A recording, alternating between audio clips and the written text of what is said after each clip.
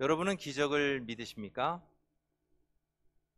지난 2017년 5월 12일자 중앙일보에 이런 기사가 실린 적이 있습니다. 경기도 부천의 한 종합병원에서 사망 판정을 받았던 80대 노인이 되살아났다라고 하는 기사입니다. 부천 종합병원에 따르면 낮 12시 40분쯤 환자가 담당 의사로부터 심정지에 의한 사망 판정을 받습니다. 이 환자는 장기간의 신장 기능 이상으로 여러 곳에서 치료를 받았는데 더는 손쓰기가 어렵다는 의사의 소견을 따라서 전날 이 병원으로 옮겨지게 되었습니다. 이후 이 병원에서 신장 투석도 받고 약간의 치매 증상을 보였던 이 노인은 상태가 조금씩 호전되는 것처럼 보여졌지만 갑자기 이상 징후를 보이며 큰아들의 입회하에 심폐소생술을 시행했지만 결국 숨을 거두고 맙니다. 이후 이 환자를 담당했던 의사는 사망 판정을 내렸고 보호자도 의사가 내린 사망 판정에 따라 사망 진단서에 확인 사인을 했습니다. 하지만 기적이 일어났습니다.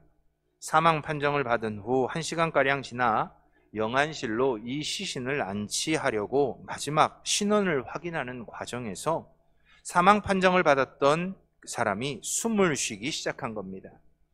보호자와 장례식장 관계자들은 그를 곧 중환자실로 옮겼고 얼마 지나지 않아 그는 식사도 하고 가족들도 알아보는 등 아주 상태가 호전되고 있다라고 하는 기사였습니다.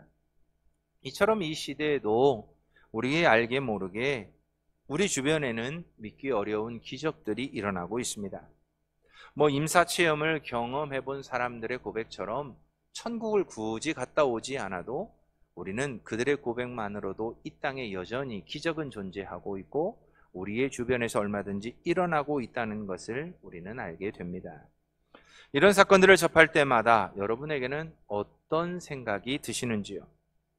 철학자들은 기적을 이렇게 정의합니다. 자연 법칙을 위반하는 하나님의 직접적인 행위. 국어사전에서는 기적을 또한 이렇게 정의하죠. 기적은 기지의 자연 법칙이나 경험적 사실을 초월한 이상현상이다.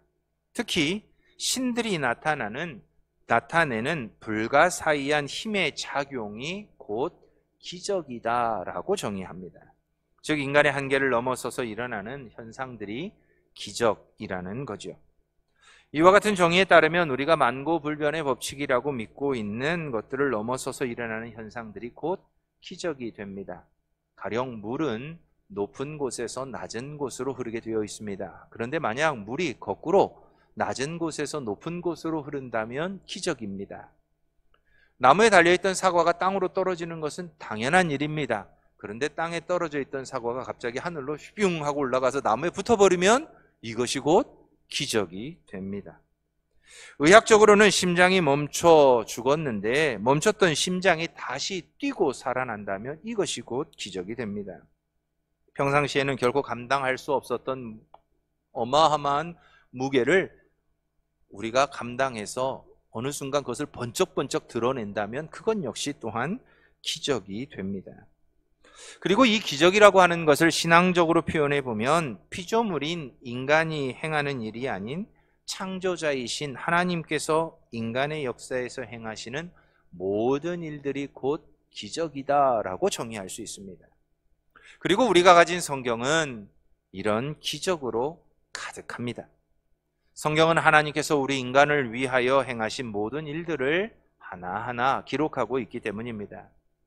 기억해 보십시오. 노아의 홍수 때 노아가 만들었던 방주로 온갖 창조물들이 몰려온 사건, 기적 아니겠습니까? 아브라함이 100세가 되던 해에 아들 이삭을 더 이상 여인의 일을 감당할 수 없는 경수가 끊어진 사라를 통해 낳은 것, 생각해 보면 기적 아니겠습니까? 야곱이 삼촌 라반의 집에서 자신의 양떼를 만들던 방법을 생각해 보면 더더욱 놀랍습니다. 아롱지고 얼룩진 짐승들은 모두 라반의 아들들에게 맡겨졌고 야곱에게는 오직 점 없고 아롱지지 않은 양들만을 맡겨집니다. 그런데 야곱은 아롱진 버드나무와 살구나무와 신풍나무의 푸른 가지를 가져다 껍질을 벗겨 흰 무늬를 내고 그 껍질 벗긴 가지를 본 양들이 아롱지고 얼룩덜룩하고 점이 있는 것을 낳았다 라고 성경은 기록합니다. 이건 우리가 알고 있는 기본적인 유전의 법칙을 다 위반하는 일들입니다. 이것이 기적입니다. 도저히 자연의 법칙으로 과학적인 사고로 이해할 수 없는 것, 그것을 우리는 기적이라고 말합니다. 성경은 또한 이집트에 내렸던 10가지 재앙을 기록합니다. 홍해가 갈라지고 해가 멈추고 죽은 사람이 살아나고 폭풍을 멈추고 이스라엘 백성이 만나와 메추라기로 40년간 광야에서 먹는 이 모든 과정은 우리의 경험이나 지식으로는 도저히 이해할 수 없는 기적이라고 밖에는 말할 수 없습니다. 이런 일들을 성경은 기록하고 있습니다. 그리고 우리는 이것을 기적이라고 말하지요. 이처럼 기적은 이성적으로 과학적으로 이해할 수도 없고 알 수도 없는 신비한 사건입니다. 그리고 이 기적은 믿음을 가진 우리에게는 하나님께서 직접 인간의 사건에 개입하셔서 행하시는 초자연적 사건입니다. 그래서 기적은 과학의 눈으로 보면 결과만 있을 뿐 원인과 과정을 밝혀내지 못합니다. 반대로 우리는 믿음의 눈으로 보면 하나님께서 하나님의 백성이자 우리들을 사랑하셔서 행하시는 하나님의 모든 일들이 기적이기에 그 원인과 과정과 결과를 다 알 수 있습니다. 여러분은 만약 이런 기적이 여러분의 일상이 된다면 어떻겠습니까? 솔직하게 저는 이런 일상이 된다면 한편으로는 두렵고 한편으로는 굉장히 행복할 것 같습니다. 기적의 삶이 두려운 것은 제 믿음이 부족해서 하나님이 뭔가를 행하실 때마다 심장이 덜컥덜컥하고 놀래야 하기 때문입니다. 생각해 보십시오. 여러분들이 길을 가고 있는데 여러분들의 그림자가 닿는 곳에서 갑자기 막 동물들이 살아나고 꽃들이 살아나고 이런 광경들을 매일 목격한다고 상상해 보십시오. 얼마나 놀라겠습니까? 그 삶은 결코 평범할 수 없습니다. 그래서 두렵습니다. 그러나 한편으로는 이런 두려움 속에서도 내 일상이 하나님께서 함께 하셔서 일어나는 기적이 있는 일상이 된다면 얼마나 행복할까 하는 생각도 해봅니다. 하나님께서 내 인생에 함께 하시며 일으키시는 일들을 통해 하나님의 임재를 느끼고 하나님의 능력을 누리며 세상에서 얻을 수 없었던 평안과 기쁨을 누릴 수 있을 것이기 때문입니다. 만약 하나님의 기적이 일상이 된다면 요한계시록 21장 3절과 4절의 말씀처럼 내 모든 눈물을 그 눈에서 닦아주시고 다시는 사망이 없고 애통하는 것이나 곡하는 것이나 아픈 것이 없을 것이기에 참 행복할 것 같습니다. 걱정하고 염려하고 슬퍼할 이유가 없는 오직 평안과 기쁨과 찬송만이 넘치는 삶, 그런 삶을 살아간다면 정말 행복하지 않겠습니까? 약속하신 바를 반드시 이루시는 하나님께서 약속대로 행하시고 또 하나님께는 불가능한 일이 없기에 하나님의 기적이 일상이 된다면 두렵지만 그래도 한편으로는 참 행복하겠다라는 생각을 해봅니다. 그런데 오늘 본문은 이처럼 하나님께서 함께 하시며 기적이 일상이 된 한 선지자와 이방 여인에 대해 기록하고 있습니다. 오늘 우리가 읽은 본문 이전에 있는 1절부터 7절까지의 말씀을 보면 엘리야는 이스라엘의 악한 왕 아합에게 하나님의 심판과 경고를 하기 위해 선지자로 세워집니다. 그리고 예언의 말씀을 가지고 그에게 보내집니다. 왜냐하면 아합으로 인해 온 이스라엘이 죄악 가운데 있었기 때문입니다. 그가 얼마나 악한 왕이었는지를 열왕기상 16장 30절에서는 이렇게 소개하고 있습니다.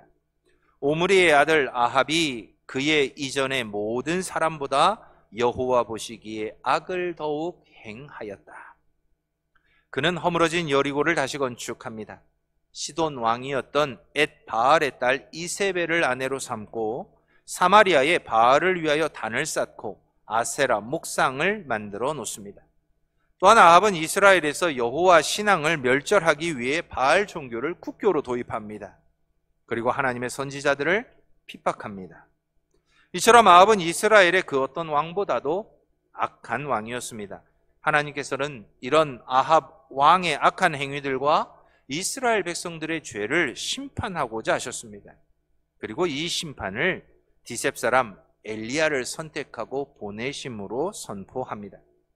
그 심판은 하나님께서 수년간 이스라엘에 우로를 내리시지 않겠다는 것이었습니다. 즉 극심한 가뭄과 기근으로 이스라엘 온 땅이 고통받게 될 것이라고 말씀합니다. 이렇게 하나님의 심판을 선언하니 하나님의 선지자들을 핍박하던 아합이 가만히 있을 리가 없습니다. 아합은 엘리야를 잡아 죽이고자 합니다. 그리고 이런 아합의 마음과 생각을 아시는 하나님께서는 엘리야를 안전하게 피하게 하십니다. 엘리야는 하나님의 인도하심을 따라 아합의 손길을 피해 요단 앞 그릿 시냇가에 몸을 숨깁니다. 그는 시냇물을 마시며 까마귀가 가져다 주는 음식으로 며칠을 그곳에서 보내게 됩니다. 하나님의 말씀대로 순종하는 엘리야에게 하나님께서는 놀라운 기적을 베풀어 주셨습니다. 그러나 하나님의 심판으로 이스라엘의 우로가 사라지자 그릿 시내도 마르게 됩니다. 더 이상 그곳에 머물 수 없게 됩니다. 그리고 오늘 본문의 이야기가 시작됩니다. 하나님은 오늘 본문의 말씀처럼 이제는 엘리야를 그릿 시내가에서 시돈에 속한 사르밧으로 보내십니다. 이 도시는 후에 신약 성경에서는 사렙다라고 하는 이름이 붙여지는 도시입니다. 엘리야가 보내진 이 사르밧은 아합의 장인이었던 시돈 왕이 다스리던 지역으로 염색 공업이 아주 발달했던 공업도시이자 상업도시였습니다. 등잔 밑이 어둡다는 말처럼 사르밧은 시돈의 다른 도시와 마찬가지로 우상 숭배가 만연하던 도시였기에 아합 왕이나 이세벨은 엘리야가 그곳에 숨었으리라고는 전혀 상상할 수 없는 곳이었습니다. 이처럼 하나님은 엘리야를 보호하시기 위해 비록 우상이 만연한 도시였지만 그곳으로 보내십니다. 그리고 하나님께서는 아주 특별한 사람을 엘리야를 위해 준비하십니다. 바로 사르밧에 거주하던 가난한 과부입니다. 그리고 그 과부를 통해 하나님께서는 엘리야에게 음식을 주게 하시겠다라고 말씀하십니다. 특히 9절 말씀에 사용된 과부에게 명령하여 라고 번역된 이 단어는 히브리어 원문에 따르면 치와라고 하는 명령어를 씁니다. 그런데 본문에서는 이 단어의 과거 완료형인 치위티라고 하는 단어를 씁니다. 다시 말하면 본문에서 이 단어는 엘리야에게 사르밧으로 가라라고 명령하시기 이전에 이미 하나님께서 그 과부를 찾아가셔서 엘리야에게 음식을 주어라라고 명령하셨다는 것입니다. 이 약속의 말씀에 의지해서 엘리야는 두려움 없이 사르밧으로 갑니다. 그리고 사르밧의 성문에서 한 여인을 만나게 됩니다. 우리는 여기에서 질문을 해보게 되죠. 엘리야는 이 여인이 과부인 것을 어떻게 알아보았을까요? 또 이 여인이 하나님께서 말씀하신 그 사람인 것을 어떻게 알 수 있었을까요? 성경은 우리에게 자세하게 설명하고 있지는 않습니다. 그러나 해답은 의외로 간단한 것 같습니다. 성령께서 엘리야에게 알게 하셨습니다. 그것 외에는 설명할 방법이 없습니다. 성령께서 엘리야에게 알게 하셨다는 이 답이 아마도 가장 적절할 것입니다. 사실 엘리야가 성문에 이를 때에 나뭇가지를 줍고 있던 이 여인의 삶은 고대 근동의 부유한 집 안악이나 남편이 있는 여인이라면 하지 않을 일이었습니다. 그러니 그녀가 과부라고 하는 것을 보통 사람들은 누구나 알아볼 수 있는 일이었습니다. 또한 물을 달라는 엘리야의 요청을 거절하지 않는 것을 통해 엘리야는 하나님이 말씀하셨던 과부가 바로 이 여인임을 확신할 수 있었을 것입니다. 그러나 어떤 이유로든 성령께서 엘리야에게 그녀가 바로 자신을 위해 준비된 여인임을 알게 하셨습니다. 한편 엘리야가 만났던 이 여인에게서 하나님께서 이미 엘리야에게 음식을 주도록 명령하셨다, 준비하셨다라고 하는 약속의 말씀과는 조금은 다른 모습을 보게 됩니다. 이 여인은 물을 달라는 사람이 이스라엘 사람인 것을 알았습니다. 아마도 하나님께서는 꿈을 통해 이런 사람이 오면 음식을 주어 먹게 하라라고 그녀에게 말씀하셨을 것입니다. 그런데 그녀는 자신의 꿈대로 이루어지는 일임에도 불구하고 엘리야를 만났을 때 모른 척합니다. 왜냐하면 떡 한 조각을 가져오라는 엘리야의 말에 우상을 섬기던 여인이 엘리야를 향해 이렇게 고백하죠. 당신의 하나님 여호와의 사심을 가리켜 맹세합니다. 이 여인은 우상이 가득했던 시돈의 사르밧에서 살았습니다. 생각해보면 그녀도 아세라를 섬기던 사람이었습니다. 그럼에도 불구하고 이 여인은 하나님의 계시를 받았고 그 계시가 이루어지는 현장에 있었습니다. 그렇지만 자신이 가진 마지막 한 움큼의 가루와 약간의 기름은 그녀로 하여금 자신에게 이루어지는 이 계시의 현장에서 온전한 순종을 보이기 어렵게 했었습니다. 살아계신 하나님께서 보낸 사람에게 음식을 먹이라는 그 말씀에 온전하게 순종하기가 어려웠습니다. 그러나 결국 이 여인은 엘리야에 의해 선포되는 약속의 말씀을 의지해서 자신들이 먹고자 했던 가루와 기름으로 떡을 만들어 엘리야를 대접했다라고 성경은 기록합니다. 그리고 이 여인은 기근 내내 하나님의 기적을 그녀의 가정에서 경험하게 되죠. 3년 6개월 동안 이 여인의 가정은 하나님이 임재하시는 기적의 가정이 됩니다. 매 끼니마다 하나님의 놀라운 기적이 일어납니다. 통에 가루가 떨어지지 않았고 병에 기름이 마르지 않습니다. 오늘 본문에 기록된 아합의 손길을 피해 곡을 떠나 우상이 가득한 땅으로 갔던 엘리야를 생각한다면 하나님께서 일으키시는 기적이 이해가 됩니다. 당신이 선택하시고 보내신 선지자를 책임지시는 하나님, 얼마든지 그 기적이 이해가 되죠. 그러나 가뭄과 기근으로 허덕이며 마지막을 생각하던 사르밧 과부가 엘리야를 통해 주어진 기적의 삶을 경험하는 것은 사실 믿음의 눈으로도 잘 이해되지 않습니다. 그러나 이 여인의 가정이 하나님이 행하시는 기적을 맛보며 어려운 가뭄과 기근의 시기를 지나갈 수 있었던 것은 이 시대를 살아가는 우리들에게 한편으로는 소망을 주고 있습니다. 왜냐하면 우리도 우리들 스스로를 살펴보면 하나님의 기적을 우리의 삶에서 경험할 수 없는 악한 존재들이기 때문에 그렇습니다.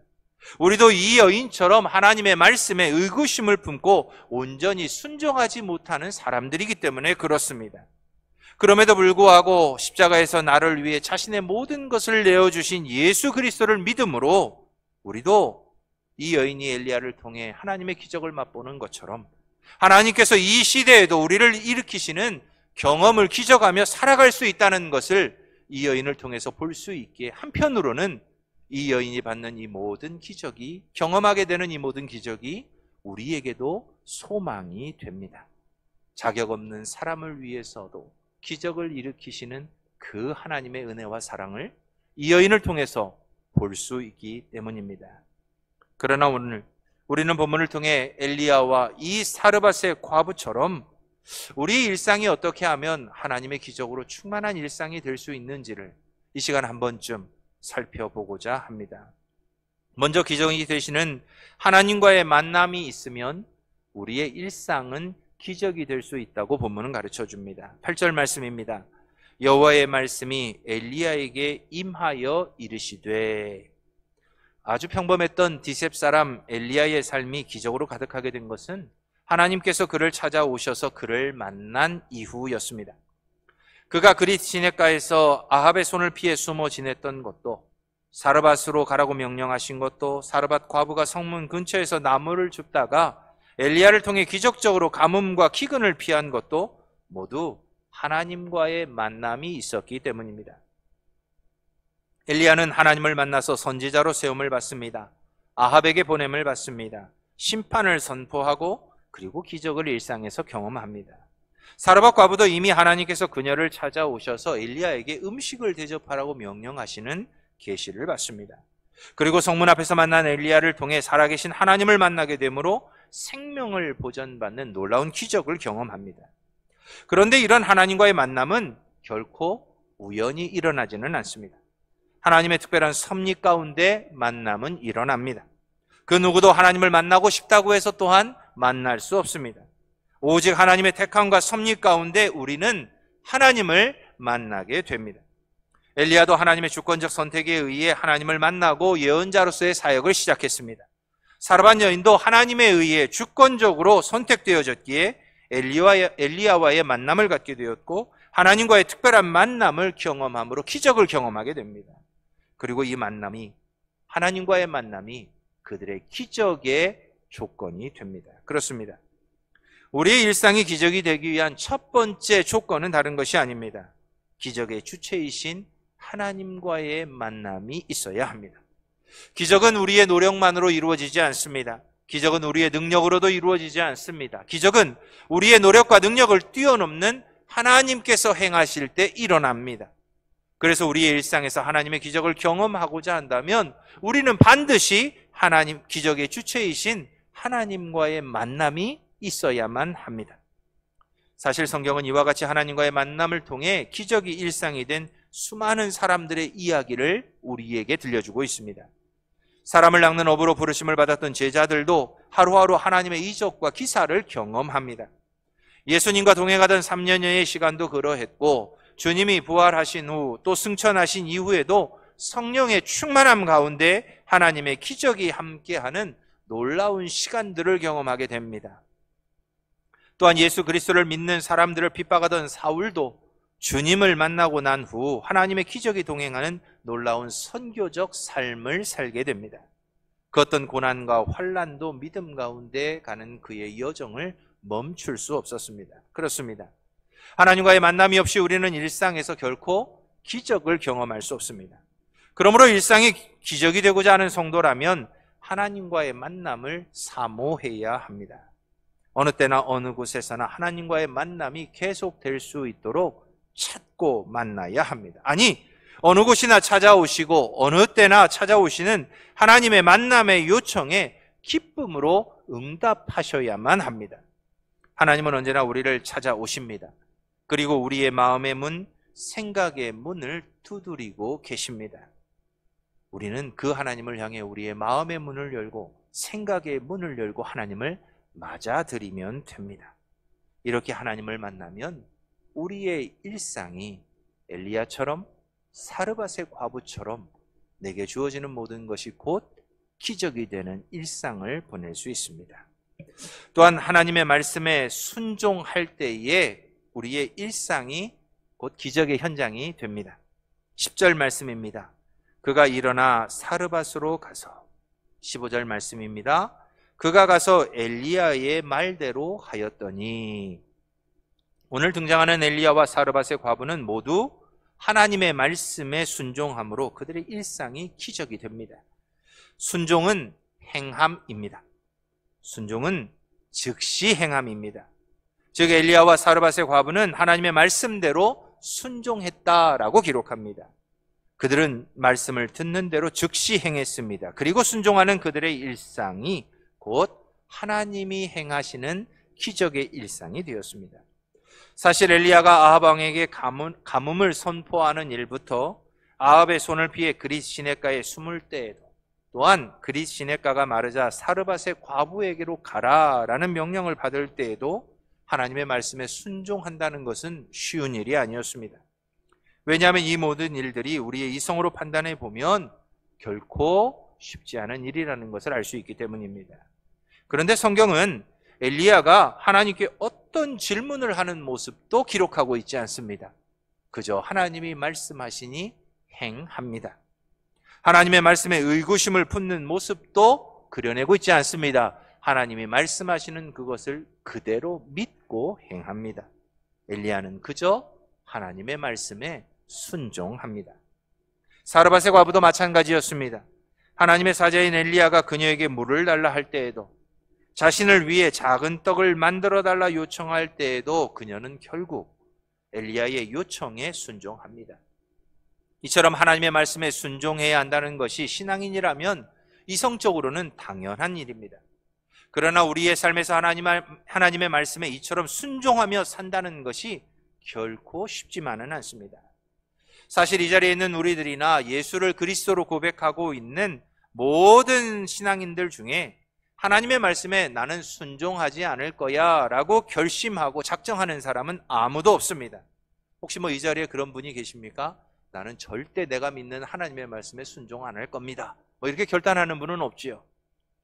그런데 누구나 하나님의 말씀에 순종하겠노라 결심하는 건 당연한 건데도, 그러나 거의 모든 사람들이 이 땅에서의 삶을 위해 때때로 자신의 입맛대로 이것은 순종하고 저것은 못 들은 것처럼 행동하고 이해 못한 것처럼 표현하고 안 해도 되는 것처럼 정당화하며 불순종하며 살고 있습니다.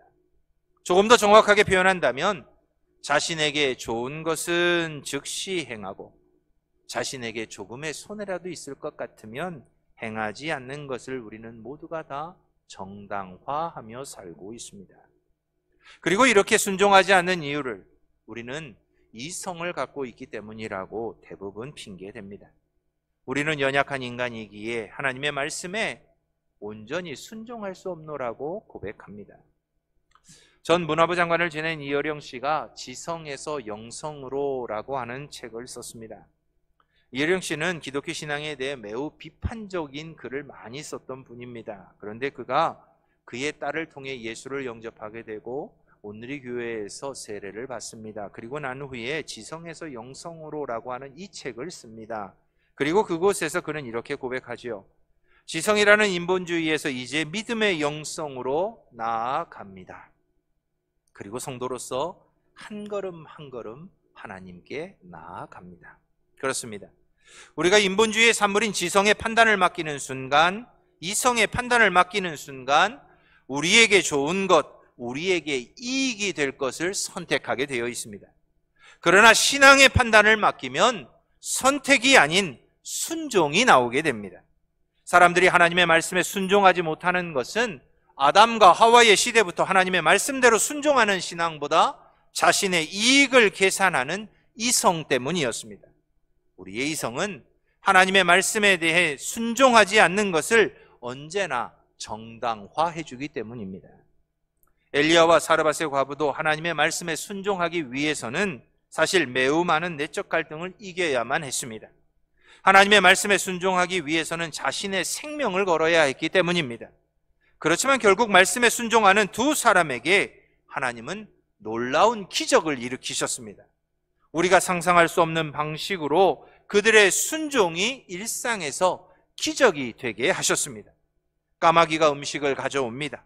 통에 가루와 병에 기름이 가뭄이 다 지나도록 그들이 넘치도록 먹었음에도 불구하고 결코 마르지 않습니다. 그것이 그들의 일상이 됩니다. 이와 같이 하나님의 말씀에 순종할 때에 우리도 하나님이 행하시는 기적을 우리의 일상에서 경험할 수 있습니다. 이와 같은 기적이 일상이 되게 하고자 출애굽한 이스라엘 백성들을 하나님께서는 광야에서 40년간 훈련시키셨습니다. 이스라엘 백성은 40년간 광야에서 철저하게 하나님께서 인도하시는 대로 살았습니다.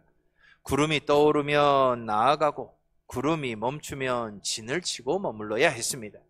자신들의 판단과 자신들의 생각과 자신들의 의지가 아니었습니다. 오직 하나님이 주시는 신호에 따라 그들은 순종하며 나아갔습니다. 그랬더니 하나님이 일용할 양식을 주셨습니다. 마실 물도 주셨습니다. 주변에 그 누구도 이스라엘 백성들에게 결코 해를 가할 수 없었습니다. 하나님의 인도하심에 순종했더니 그들의 여정을 성경은 우리에게 이렇게 기록하고 있습니다. 신명기 29장 5절입니다. 주께서 40년 동안 너희를 광야에서 인도하게 하셨거니와 너희 몸의 옷이 낡아지지 아니하였고 너희 발의 신이 헤어지지 아니하였다. 그렇습니다. 하나님의 말씀에 순종하는 이스라엘 백성의 광야 생활은 하나님께서 마치 어미닭이 병아리를 품듯이 품으셨기에 하나님의 전적인 다스림과 돌보심이 있었던 기적의 여정이었습니다. 하나님의 말씀에 순종한다는 것은 그래서 자기를 쳐서 자신의 이성과 자신의 지성이 철저하게 하나님의 말씀에 복종하게 하는 일입니다. 철저하게 하나님의 말씀이 자신의 인생을 다스릴 수 있도록 자신의 꿈과 자신의 지식과 자신의 지혜가 아니라 하나님께 자신의 삶의 주권을 맡기는 것입니다. 자신의 이익이나 손해에 대해 이성적인 판단을 하기보다는 좋은 것을 언제나 아끼지 않고 주시는 하나님을 신뢰하며 나아가는 것입니다. 그럴 때 하나님의 말씀에 순종하는 우리의 삶은 이스라엘 백성들처럼 하나님의 다스림과 보호하심과 돌보심이 있는 기적의 여정이 됩니다. 어떤 고난과 시험도 결코 우리들을 하나님의 사랑에서 끊어낼 수 없습니다. 하나님이 주시는 평안이 언제나 우리의 삶을 지배합니다. 하나님의 기적이 일상이 되기를 원하십니까? 그렇다면 하나님이 우리에게 주신 이 말씀에 언제나 먼저 순종하십시오. 하나님을 신뢰하며 일잼 일획도 변함이 없고 말씀하신 바를 반드시 이루시는 그 하나님께 순종하십시오. 그러면 우리의 일상은 기적이 됩니다. 마지막으로 우리를 위해 행하시는 하나님을 의심하지 않고 믿을 때에 우리의 일상은 기적이 되는 것을 봅니다. 12절입니다. 그가 이르되 당신의 하나님 여호와께서 살아계심을 두고 맹세하노니. 13절입니다. 엘리야가 그에게 이르되 두려워하지 말고 가서 내 말대로 하려니와. 그리고 15절에 이렇게 말하죠. 그가 가서 엘리야의 말대로 하였더니. 우리가 일상에서 기적을 경험하지 못하는 가장 큰 이유는 바로 두려움 때문입니다. 의심 때문입니다. 염려와 걱정 때문입니다. 그래서 우리가 하나님께서 행하시는 기적을 경험하기 위해서는 두려움과 의심과 걱정과 염려를 믿음으로 넘어설 수 있어야 합니다. 눈앞에 보이는 것을 믿음으로 극복할 때에 기적이 일어납니다. 엘리야는 아합 왕의 앞에 서기 위해 두려움을 극복해야만 했습니다. 우상을 숭배하며 하나님의 선지자들을 핍박하는 아합 왕 앞에 서서 담대하게 하나님의 말씀을 선포하는 일은 사실 자신을 엄습해오는 두려움을 극복하지 않고서는 도저히 할 수 없는 일이었습니다. 마치 광야에서 이스라엘 백성에게 보냄을 받은 모세가 두려움에 휩싸여 그 보내심에 순종하기까지 참 어려웠던 것처럼 말입니다. 엘리야도 두려움을 극복하기 위해 무척이나 힘겨운 싸움을 해야만 했습니다. 그러나 엘리야는 마침내 죽음에 대한 두려움을 이겨냅니다. 그리고 아합 왕 앞에서 하나님의 심판을 선언합니다. 그는 자신을 선지자로 부르시고 아합에게 보내시는 하나님을 믿는 그 믿음으로 자신을 엄습해왔던 두려움을 이겨냅니다. 사르밧의 과부도 마찬가지였습니다. 마지막 남은 가루와 기름으로 반죽을 해서 아들과 함께 먹고 죽고자 했기에 그 가루와 그 기름은 그녀가 쉽게 사용할 수 없는 것이었습니다. 아끼고 아끼던 것이었습니다. 그 가루와 기름은 그의 생명과도 같았습니다. 그럼에도 불구하고 처음 본 사람이 하는 약속에 의지해서 떡을 만들어 준다는 것은 그만큼 두려운 일이었습니다. 자신의 고백처럼 살아계신 하나님을 믿지 못한다면 결코 행할 수 없는 일이었습니다. 왜냐하면 자신들이 가진 마지막 희망이 사라지는 것만큼 두려운 일이었기 때문입니다. 그럼에도 불구하고 이 여인도 살아계신 하나님을 믿는 그 믿음으로 두려움을 극복합니다. 그리고 자신의 생명과도 같은 가루와 기름으로 떡을 만들어 엘리야를 대접합니다. 그렇습니다. 이처럼 살아계신 하나님을 믿는 믿음은 현실의 두려움을 극복할 수 있게 합니다.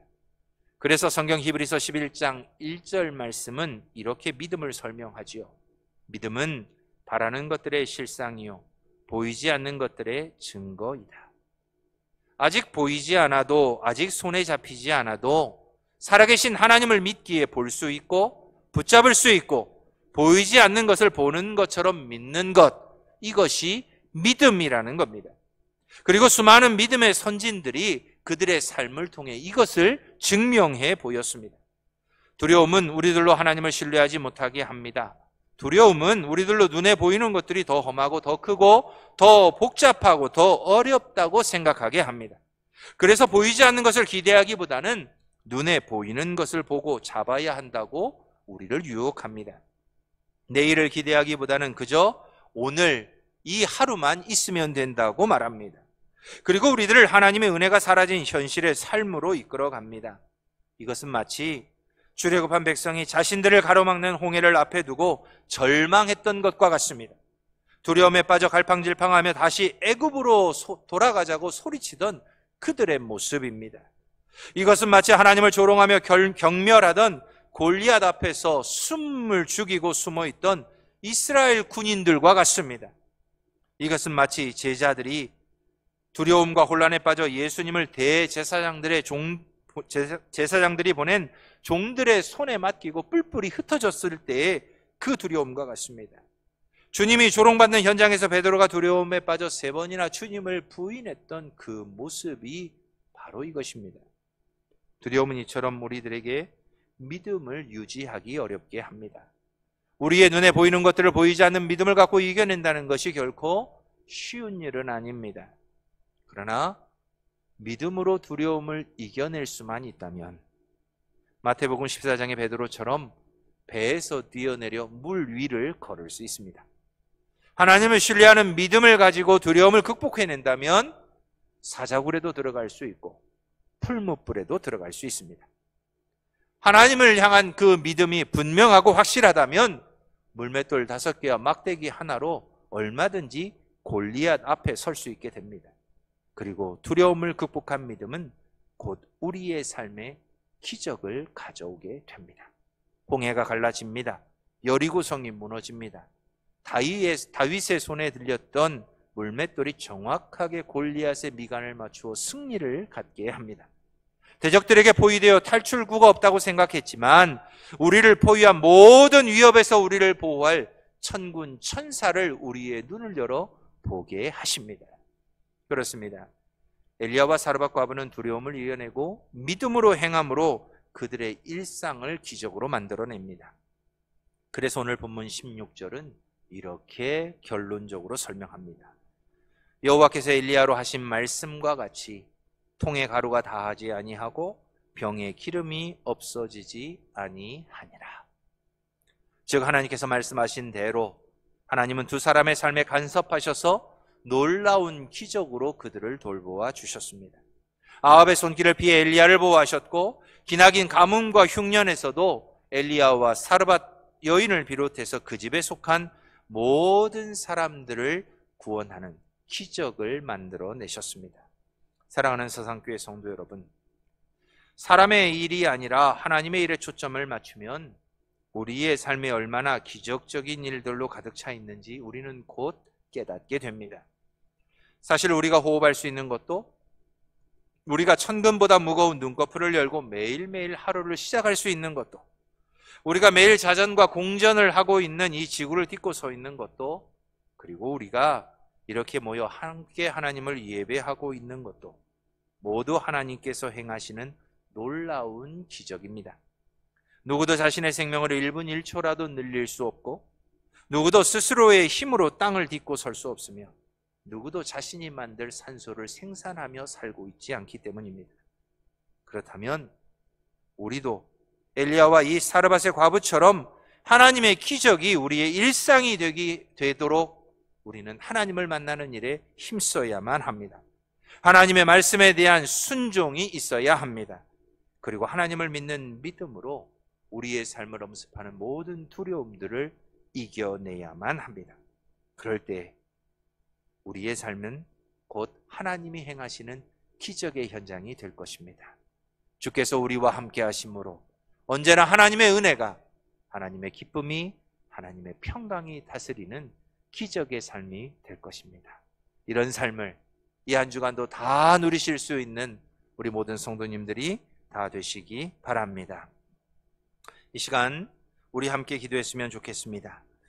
하나님, 엘리야와 사르밧 과부가 경험했던 기적이 곧 나의 일상이 되게 해 주십시오.